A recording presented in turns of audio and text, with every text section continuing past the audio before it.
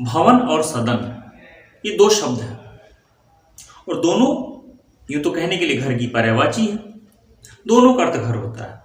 हम लोग घर के अर्थ में प्रयोग कर देते हैं, लेकिन एक सवाल क्या है? हम लोग कहते हैं संसद भवन, संसद सदन तो नहीं कहते हैं ना। संसद के दो सदन होते हैं, क्यों नहीं कहा जाता है कि संसद के दो भवन होते हैं?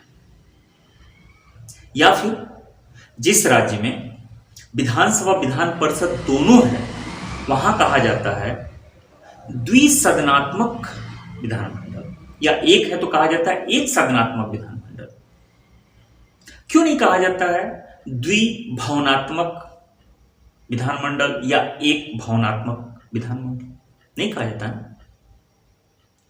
कभी आप लोग भी सुने होंगे जब संसद की कार्यवाही चल रही होती है, लोकसभा की अलग या राज्यसभा की अलग चल रही होती है, तो कुछ व्यवधान उत्पन्न होता है या उसकी कार्यवाही अगर स्थगित करनी होती है तो हमेशा से न्यूज निकलता है पेपर में या कहीं भी आप लोग देखे होंगे, सदन की कार्यवाही स्थगित की गई। कभी आपने देखा लिखा हो कि भवन की कार्यवाही स्थगित की गई? नहीं ना। तो इतने उदाहरण देने का सीधा सा एक ही मतलब था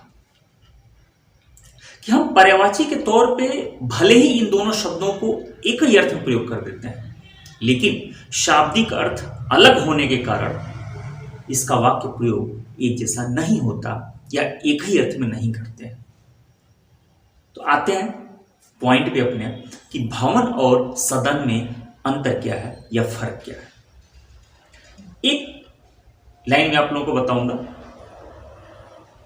भवन का सीधा सा मतलब एक घर होता है, एक बिल्डिंग होती है, एक मकान होता है, एक घर जिसको हम लोग घर कहते हैं, जिसमें रहने के लिए प्रयोग किया जाता है।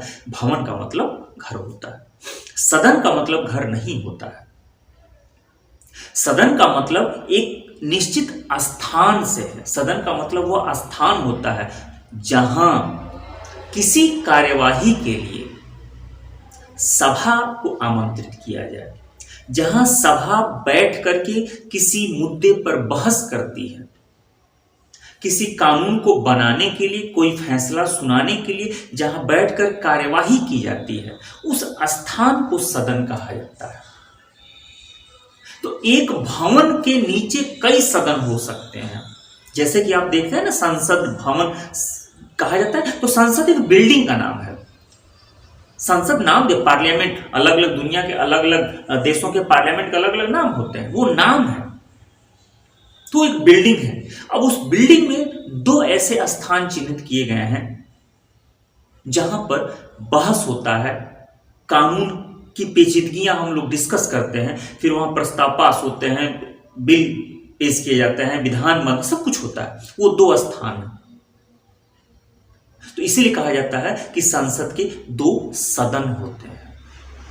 तो सदन का मतलब होता है ऐसा वो निश्चित स्थान जहां पर कार्यवाही के लिए, विधि विधान बनाने के लिए, कानून के निर्माण के लिए, बहस के लिए, कोई फैसला सुनाने के लिए लोग इकट्ठा होते हैं, एक समूह इकट्ठा होता है, एक सभा का आयोजन किया जाता है, उसे सदन कहते हैं।